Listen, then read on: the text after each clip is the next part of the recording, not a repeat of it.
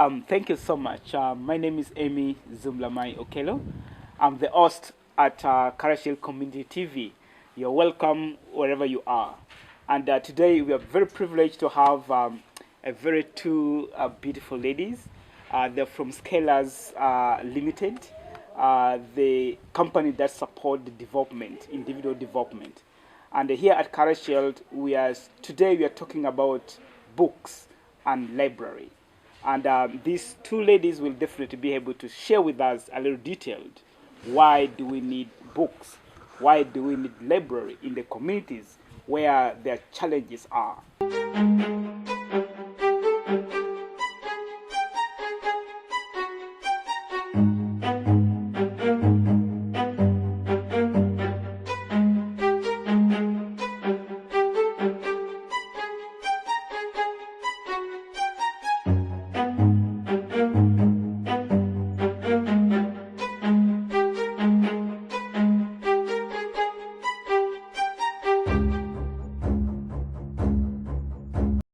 Let's first know who they are.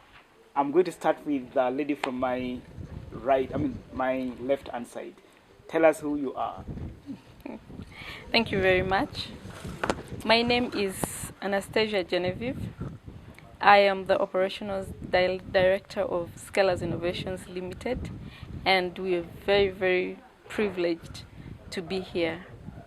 Thank you very much, Genevieve. Yes, tell us who you are, and today you are in a different environment at Karacel Community TV. Thank you very much, Amy Zimlamai, for inviting us to Karacel Community TV.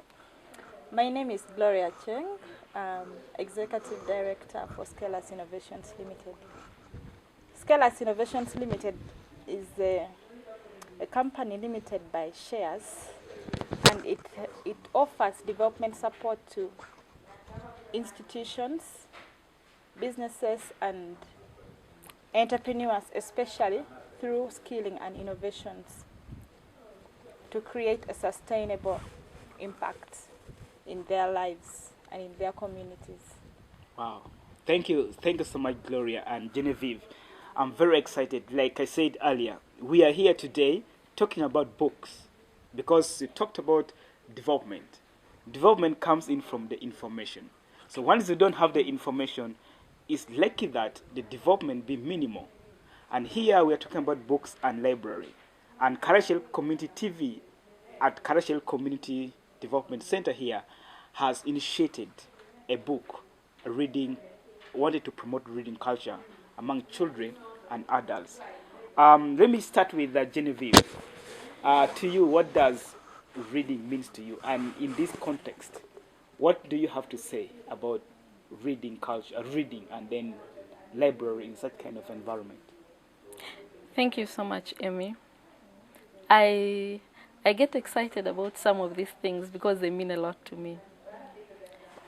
Personally, I think that all of us at every stage of life, we need knowledge. In fact, if you're open-minded, you learn something new every day.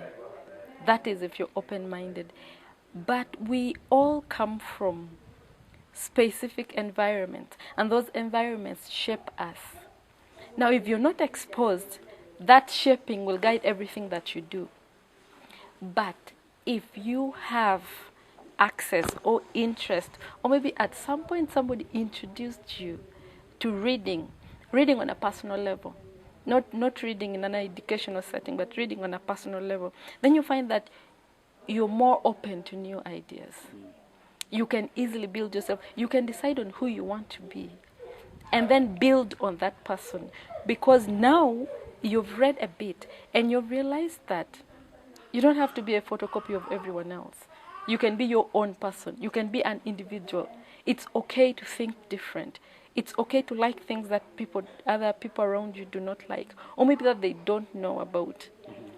And all of this, from my own personal experience, all of this comes from reading. Because with reading, you can go into any world. You can go into any part of the world. You can go into any community. You can read a fantasy and you're reading about werewolves. You've never seen a werewolf. They are not real. They're fictional creations. But you read about them. And from these things, from your own personal exploration, you begin to grow. So personally, I think that if all of us had the chance or had the opportunity to read, to explore the written word, we would be not only just more open-minded, we would grow better as individuals. Because it is possible for others to build you up. But when they build you up, then that means they direct your thought. And when they direct your thought, it might not be true to you, who you are. But if you explore on your own, you build your own individuality. When you go and you step out and you speak, everybody sits up to listen. So, Genevieve, how do you promote reading culture to a community where adults have never gone to school? They don't like reading. They are on a daily basis looking for survival. And how do you promote reading culture into the children that exist? Oh, that's very interesting. That's an interesting question. Children are easy. Because I have a sister who has kids. She sits down and she tells them Bible stories. And they sit down and they listen. You know, there is a certain age where it's very, very hard to get children to listen. But they sit down and listen because it's very interesting. Now, if you tell them that this interesting story that I'm telling you comes from a book and I got it through reading, they would be interested. They want to read. They want to know more stories because you tell them, oh, that you think that's interesting? There's so much more. But then adults, you know, so when you reach a certain age, learning becomes complicated. Because you're sent to school, especially in Uganda, if you're sent to school and you're learning literature, then they tell you, read this book, you read that book, you read that book. And then you read it because you know that you're going to need it at some point. But there are people. Okay, I'm also going to use an example of myself. We used to have a good library at school, very good. And the person who was in charge of the library would tell us, if you want a title, tell us about it and we'll procure it for you. And they would do that. Wow. From that, I became a good storyteller. Wow. I would read a book and narrate it to a person in such a way that they get interested. And they go, okay, I want to read that book. Wow. So you can use the knowledge that you have acquired, especially like now that there's interest in setting up a library in a rural setting. If you interact with people and they see something different in you, they become curious. How did you get to be this way? How do you have this knowledge? Because you were born in Lao, you grew up in Lao, but what you're talking about is not the things that we hear every day. How do you get to have that kind of knowledge? That would create interest. Just pique their curiosity. Yeah. Make them ask questions. How are you different from me? Why are you different from me? Wow. Then So you can easily introduce them to the idea. There is a process. There is a way. This is interesting, and I'm really, really in love already with the discussion that you're bringing up. So maybe I can first get to Gloria. Gloria, I have been with you, and you told me that you read a lot. And because of that love of reading, you have developed interest in writing as well. True. How can you pass the passion that you have, passing it to a different child in your community? Okay. That is interesting. Of course, working with children is a little bit a special thing. And I would say passing out something to them wouldn't really be what I would really want to do. What I would rather want to do is help them build the particular interests or passions that they have within them to be whatever they want to be in life. Of course, I know from that there will emerge readers and writers who, in this sense, we can continue to support and build with the already knowledge the knowledge we have already gained, the kind of experience we have already had within our setting. Wow. Yeah. So I think that is very good, interesting, and I believe that with the passion that you have for reading, you can do a lot within the communities. And it's going to take us to a previous discussion that we are having before this discussion about how do we make children love reading. You experience from a public library in Lira, and we are talking about a library in a rural setting. How can children from rural setting who do not have a lot of encouragement from their parents and communities to start loving reading books? So right now we are bringing the library in the community. How do we make it happen based on the experience that you got from the public library? Okay. For me, one thing I would so much appreciate first is Karacel Community Center for giving the community this opportunity to have a library. Then secondly, I understand this is still new to the community. First, we need to let them know that there is a library and they are welcome to it. They need to come and experience it. I was thinking we just need a day where they just come and see. They understand what a library is. They understand more about reading. We try to let them know that they can actually come and read. They can learn how to read. Because I understand right now most of them, especially the children, may not know how to read very well. But if we can actually encourage them and let them know that, yes, you can learn how to read, you can be able to read, that would really, really encourage them. But also, we need to be there to support them. Like, most of us learned how to read from school because we had teachers.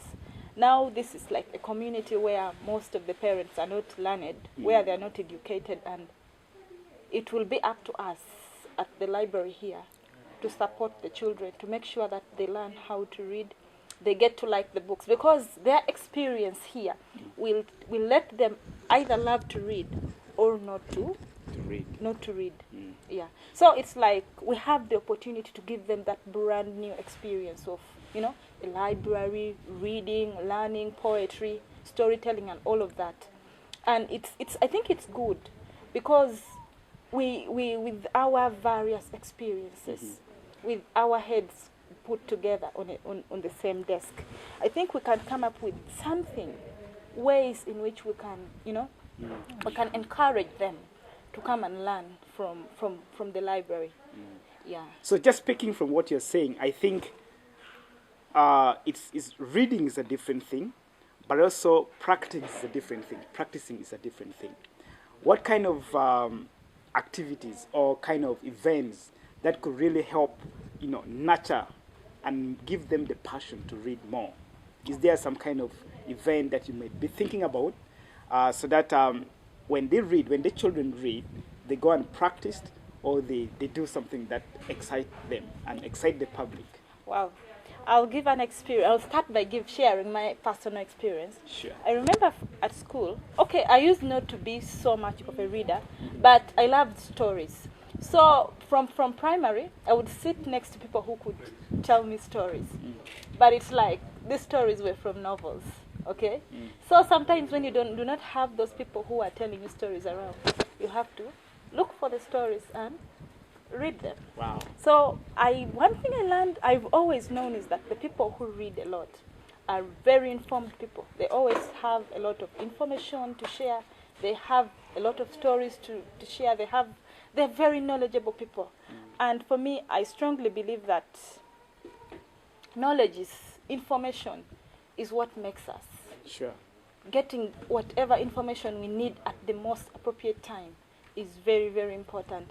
So if I bring it back to this setting, like getting people to love to read or to learn a reading culture, I think we need people like Genevieve, who have read so much, to come and encourage them, to tell them experiences, to tell them stories. Because like she said earlier that her nephews sit by their mother listening to stories, of course, and they like it.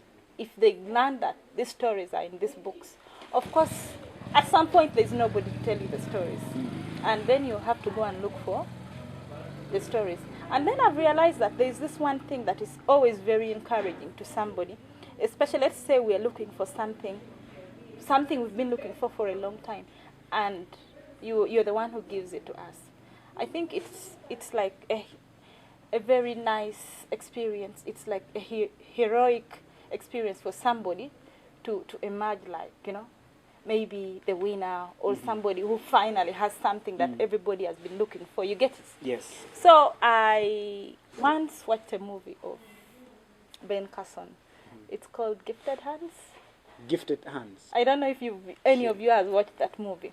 You realize that it's from reading a book that his life changed entirely, because he was able to answer a question that nobody else could answer in their class. And that made him, that was his turning point at I think school. that's a very powerful. Let me just turn to Genevieve before we wrap up this conversation. Genevieve, Gloria has just mentioned that you read a lot. I do. And maybe for a child or for someone who probably want to develop the culture of reading, what should this person look at to make them motivated and make them have that passion of reading? Because you read a lot. I do. Yeah. Emmy, there is something that you have to know. There is reading for pleasure, and then there is reading. Now there is adult continuous education, so you might have assignments to do that you need to read for. But I once read somewhere, and it said that there is nothing like reading for pleasure. Because it's when you're most relaxed and you think, oh, there is no pressure on you. Because when you're reading in an educational setting, there is that pressure to retain that knowledge, to no internalizing, just retaining that knowledge so you can regurgitate it when it's needed. But when you're in that relaxed environment, you've chosen the book that you're going to read, and then you read it. Now, those are the things that have the most impact on you. So, to develop a reading culture, take your interests. Take your interests, because there are very many genres to read from. Very many. Pick what interests you. Do you like science fiction? Do you like biographies? What do you like? Do you like adventure? Pick what you like. Okay. I will tell you something very interesting. Before books were digitalized, before we got digital books here, we used to have the hardcovers everywhere. Yeah. So I once got a very interesting book. I read it, and I managed to pass it to all of my siblings, who were not even the person who was not interested in reading a book managed to read that one book. Wow. So when in every setting there are common interests, get something that speaks to the common interest. In this situation, I would think of a local author. Take Laurie Lawrence Ochen. He has written books that are set here in Lao. I remember I read one of his books, very interesting. That's true. Get those books. Don't tell them this is by an American. No, they tell them this is Laurie Ochen. He wrote a book. Would you not want to hear what a fellow Langi wrote? That's true. It's a novel. It's the same as what these people are taught in schools. Give it to them. Let them read it. Actually, you just mentioned something very interesting, which actually we shall push it to the next discussion. Digital books. Yes. And use of the access to those books, yes. Tools for you to read. But maybe my final questions to all of you that you will all actually answer. I believe that there is a skill in reading. For you to read and understand and have the passion and practice, I believe that there must be a skill you use to read, to understand the books, the information in the books. Is it possible for you to share your personal experience? How do you get to know the thing that you read in the book 2-3 days ahead of you? Like when you read today, you can master it in your mind and remains in you forever. Is there a way you need to read? Specific skills that you need to have to read so that you can remain with the information forever? You know, locally here, I don't know how that developed, but somehow People just go to that mind that it's very hard to read. When you tell somebody that you studied literature, they give you some kind of respect. They give you some kind of distance because they think, wow, you studied literature? How did you do that? And then I studied literature, and it was basically reading a book once and not reading it for the rest of the year. That's why I actually picked literature, because it did not have a lot of reading to do. I read the syllabus, and then I go back to reading for fun. So first of all, we need to help people understand that the things are not as complicated as we make them out to be. Books are not that complicated, because it starts from your mind. If you tell yourself something is complicated, somebody will come and explain it to you 100 times and you'll not understand it. You'll not understand it. But if you tell somebody that everything that we do comes from the written word. A farmer, these days we have the government bringing crops to people. These people sat in class and they learned, they read. That's why they come with names that you can't even pronounce. There is nothing that is separate from books. Yeah. And when you read, even something that you do that does not need to be written down becomes easier, because books are written about every subject. Your interest, take your interest. What's your interest? Music. Music is written down. Why people actually study these things? What else do you want? You know, even if you want sports, people sit in class and study those things. There is, you know, like people have scholarships, sports scholarships. Why are you having this scholarship? Why are you given an opportunity to play on a larger scale? Because you're in school, because you're reading. So if we made reading out to be something that's simple as breathing, because you go to school, they teach you how to read, to read and to write. Well, if you've learned to read in school, if I give you a 30-page book, can you not read it? Because trust me, by the end of the year, you've read over 1,000 pages. Sure. So if you say, oh, it's hard to read, that's the mentality that we have. And maybe we would explore options to just make our readers beneficiaries of this library understand that reading is not as complicated as we think. If we tell them that most of the movies that we have are adaptations of books, if we tell them that those people that you hear reading the news are reading something that's written for them, if we relate reading to everyday life, it will be easier to get into it. And then the matter of retaining what you have read, first comes from interest. If you read something that's interesting, it's going to stick in your mind. It's going to stick in your mind. But then when you keep reading something that's interesting, even if you go to a formal setting and you have to read that, because you read a lot, it's easy for you to retain. The mind is a muscle. You flex it, and it becomes easier to flex all the more. The more you exercise it, the more it retains information. But if you close yourself off and you say, oh, it's hard to read, then it's hard to read. You've closed yourself off. When you open up your mind and you read, you start absorbing things. And then the things that you read remain with you forever. Now, you do not know when it's going to come in handy. Exactly. So if you just read them and you compile them there, the day will come when you will actually need them, and they'll be there for you. You'll be in a setting where a solution is needed. And because you've explored extensively, you come up with the solution. You become the answer Yes. to the solution. Yes. To the problem. To the problem. Thank you so much, Genevieve. Let's hear from Gloria, and then we can wrap up this discussion. I'm going to share something from what you've just been saying. People think reading is hard. I think that the main reason why it's like that in our community is because we never really experienced reading when we were young. Then we go to a certain age, let's say maybe we are now in high school, and then we are forced to read. You get it?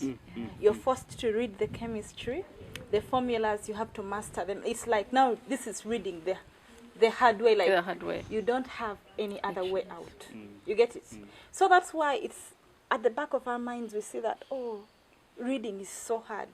because you're forced to retain something that you must retain, otherwise you won't pass your exams. Okay. We do not have that experience of reading for fun. Okay? But I think if somebody starts from when they're young and they grow up in it, grow up reading, I think it's okay. It becomes normal. So it means that in our education system, probably is also contributing to the poor culture of reading. Definitely. Okay, sounds good. So thank you. Then Yeah. somebody once said that most of the things we need are written in the book somewhere. Yeah. At least somebody experienced it, somebody did a research on it. It's somewhere written. It's down. So, Somewhere. Just like everything we want is in the books. So I think this reading is a very important thing and Exactly. something that we must all get our hands on. Thank you. Yeah. Thank you so much for watching us through Karacel Community TV. I'm very excited that today we had a very good discussion around reading and then setting up the library, like just Karacel Library has set up a small library in the community. Maybe as we wrap up, people donated some of these books to Karacel Community Library. What one message can you give to the person who has donated this book to this very community? Then we can start with Gloria, and we end up with Genevieve. Should it be a sentence? Okay. A sentence or a paragraph, what a message? sentence? Exactly. What A message? paragraph, a page? Exactly. You can make it a An essay, okay. Yeah. So for me, I really appreciate this person, Susan Block. I think I know her by names. Yes. I really, really appreciate her because I feel like everything we want is in the books. So it's like she has given this community a future. Of the future is in our children. So imagine all these kids benefited from these books. They read, they became something in the future. They lived a purposeful life because of the knowledge they gained from the books and the skills. I think they've given us a future. I must really say thank you to her. Wow. Thank you so much, Gloria, for that powerful encouragement to you who has donated the book and who struggled to ensure that the books arrived in Uganda in a remote place called Akongata at Karacel Community. So thank you very much. So Genevieve, what is your sentence or words or paragraph about someone who has donated a book to these communities where reading culture is not there completely? Well, I would like to thank this person very much. Thank you from the bottom of my heart because you've touched on my passion. But then I would also like to share something little with her. You have donated something that ideally should touch the heart of everybody who comes into contact with. But this is a place that has absolutely no reading culture. So it will take time, it will be a process before these books become something that's meaningful. I just need you to understand that so that you're not discouraged so fast. It's going to take a long time. We are going to do everything that we can to make sure that it's helpful, but just understand that it's going to be a process. And if you can, when you get time, you come, check on them, because there's a way that we see people. And if you come and the community knows that it is you who is putting together some of these things, it changes perception a little bit. You say, oh, okay, what has she brought? Let's go check it out. So yes, we are very grateful, and we're going to make sure that we try as much as we can to ensure that these books become something. Wow. That's a great encouragement. Thank you very much, and thank you so much for keeping time to listen to this conversation. We believe that the books will be of great help to the entire community. but also we are going to share with you many more times about the importance of reading, the experience locally, and how we can promote that. Otherwise, thank you so much and meet you again next time. Bye.